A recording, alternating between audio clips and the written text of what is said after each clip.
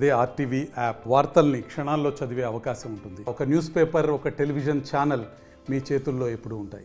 Madhapur cyber towers వద్ద ఏదైతే drugs పార్టీని భగ్నం చేసిన స్పెషల్ టాస్క్ పోలీసులు రంగారెడ్డి, ప్రస్తుతం మనమైతే అక్కడనే ఉన్నాం. మీరు చూడొచ్చు, ఏదైతే Cloud9 హోమ్స్ సర్వీస్ అపార్ట్మెంట్స్లో సుమారుగా 14 మంది యువకుల్ని, అదేవిధంగా 9 మంది మహిళలను కూడా పోలీసులు అరెస్ట్ చేయడం అయితే జరిగింది. పూర్తిగా కూడా వీళ్ళు డ్రగ్స్ సేవిస్తూ, మద్యం సేవిస్తూ రేవ్ పార్టీ నిర్వహించారు. దాంట్లో ఈ అపార్ట్మెంట్స్ అంతా కూడా ఏదైతే ఓయో లాంటి అపార్ట్మెంట్స్ ఏదైతే మనం పర్ డే రెంట్ సర్వీస్ కోసం తీసుకొని యూజ్ చేస్తారో అటువంటి సర్వీస్ అపార్ట్మెంట్లో ఈ డ్రగ్స్ పార్టీ అని పూర్తిగా పోలీసులు పక్కా సమాచారంతో రేవ్ పార్టీ నిర్వహిస్తున్న అపార్ట్మెంట్ ఏదైతే ఉందో అపార్ట్మెంట్ని పోలీసులు దాడి చేయడం జరిగింది. STF స్పెషల్ టాస్క్ పోలీసులు కూడా పక్కా సమాచారంతో వీళ్ళని అదుపులోకి తీసుకున్నారు. పోలీసులు వచ్చే సమయానికి అక్కడ ఉన్న ఆడవాళ్ళు కూడా అసభ్యంగా డాన్స్లు ఆడుతూ, మద్యం సేవిస్తూ, డ్రగ్స్ తీసుకున్నట్టు కూడా సమాచారం రావడం అయితే జరిగింది. వీళ్ళందరూ కూడా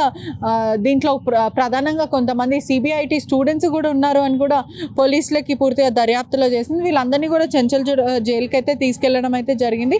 పూర్తిగా కూడా దీంట్లో CBIT ఇంజనీరింగ్ స్టూడెంట్స్ కూడా చాలా మంది ఉన్నారు. గత 5 రోజుల నుంచి కూడా ఇంజనీరింగ్ చదువుతున్న పిల్లల పైన ఏదైతే కాలేజ్లో కూడా డ్రగ్స్ తీసుకున్నట్టు కూడా వార్తలలోకి అయితే వస్తుంది.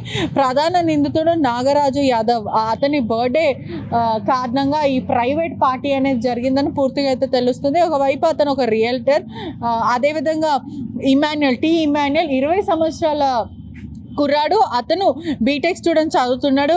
CBITలో ఈవెంట్ పరంగా ఇక్కడ వచ్చాడని పూర్తిగా తెలుస్తుంది. ఇమాన్యుయల్కి సంబంధించిన ఎవరైతే 6 మహిళలు ఉన్నారో వాళ్ళు కూడా అతని ఫ్రెండ్స్ అని కూడా పూర్తిగా అయితే తెలుస్తుంది. మరో ప్రధాన నిందితుడు నితిన్, అతను 15th షాప్ నుంచి అయితే తీసుకొచ్చాడు అని అయితే పూర్తిగా తెలుస్తుంది. గోవా నుంచి ఈ డ్రగ్స్ అంతా కూడా తీసుకొచ్చాడని సమాచారం అయితే వస్తుంది. ఒకవైపు నాగరాజ్, ఇంకో ముఖ్య వ్యక్తి సాయి కుమార్ యాదవ్, ఇతను కూడా డ్రగ్స్ పార్టీలో నిర్వాహకుడుగా ఉన్నాడని పూర్తిగా అయితే తెలుస్తుంది.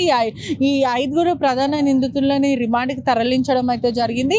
ఈ డ్రగ్స్ సేవిస్తున్నప్పుడు పోలీసులు పట్టుకోవడం అయితే జరిగింది. వీళ్ళందరినీ కూడా చెంచల్గూడ జైలుకి తరలించారు. అదేవిధంగా మహిళలు ఎవరైతే రేవ్ పార్టీ కోసం ఎంటర్టైన్ చేసే మహిళలు వచ్చారో వాళ్ళందరికీ కౌన్సిలింగ్ ఇచ్చి పంపించడం అయితే జరిగింది. ప్రధానంగా కూడా cocaine 1 gram, MDMA 2 grams, OG Kusha 8.4 grams, 0.84 grams, liquor వచ్చేసి 12 ఫుల్ బాటిళ్ళు, అదేవిధంగా డిఫరెంట్ బ్రాండ్స్, అన్ని ఇంటర్నేషనల్కి సంబంధించిన బ్రాండ్స్ అయితే ఉన్నాయి. బీర్లు మాత్రం 30 బీర్లు, 2 డిఫరెంట్ కార్టన్స్ డబ్బాస్తో డిఫరెంట్ ఇంటర్నేషనల్ బీర్స్ కూడా ఉన్నాయని కూడా పూర్తిగా అయితే చెప్తున్నారు. ఇవన్నీ కూడా పోలీసులు ఒక కార్తో పాటు ఇవన్నీ సీజ్ చేయడం అయితే జరిగింది.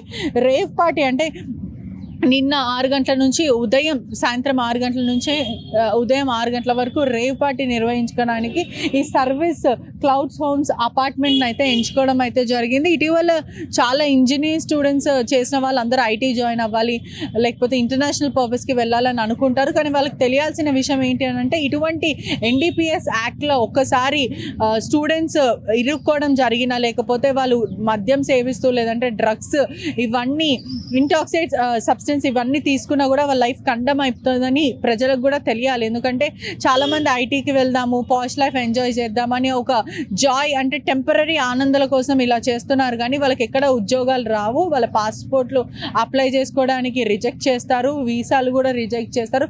దయచేసి స్టూడెంట్స్ అందరూ కూడా ఒక ఆలోచించాలి, ఇటువంటి దాంట్లో ఖచ్చితంగా ఇరుక్కోకండి. అంటే ఈ CBIT వాళ్ళు కూడా పోలీసులకు చెప్తున్న సమాచారం మేరకు, మాకు ఇక్కడ రేవ్ పార్టీ అని తెలియదు, జస్ట్ పార్టీ అని తెలుసు, ఇక్కడ డ్రగ్స్ తీసుకుంటారని తెలీదు, ఈ 5 మాత్రమే తెలుసు, ఇమాన్యుయల్ మమ్మల్ని పిలిచాడు, అందుకే మేము వచ్చామని ఇటు ఆడవాళ్ళు ఎవరైతే 6 మహిళలు వచ్చారో వాళ్ళు చెప్పడం అయితే జరుగుతుంది. ప్రధానంగా 14 మందితో పాటు 6 మహిళలను కూడా పోలీసులు కౌన్సిలింగ్ చేయడం అయితే జరిగింది. పూర్తిగా కూడా వీళ్ళందరి మీద 5 మీద చెర్లపల్లి జైలుకి రిమాండ్కి పంపించడం జరిగింది. మిగతా వాళ్ళని అయితే పూర్తిగా కౌన్సిలింగ్ ఇచ్చి పంపించడం జరిగింది. వీళ్ళందరికీ కూడా ఎవరైతే 5 ఉన్నారో ప్రధాన నిందితులు, వాళ్ళకి పాజిటివ్ రావడం అయితే జరిగింది. ప్రజలు కూడా ఇటువంటి దాంట్లో చాలా అప్రమత్తంగా ఉండాలి. ఎందుకంటే ఇటీవలలో ఏదైతే కూరగాయలు అమ్మేటట్టు గంజాయి చాక్లెట్లు కానీ, లేకపోతే డ్రగ్స్ కూడా, ఎక్కడ డ్రగ్స్ దొరికిన మూలాలు మాత్రం గోవా నుంచి వస్తున్నాయి.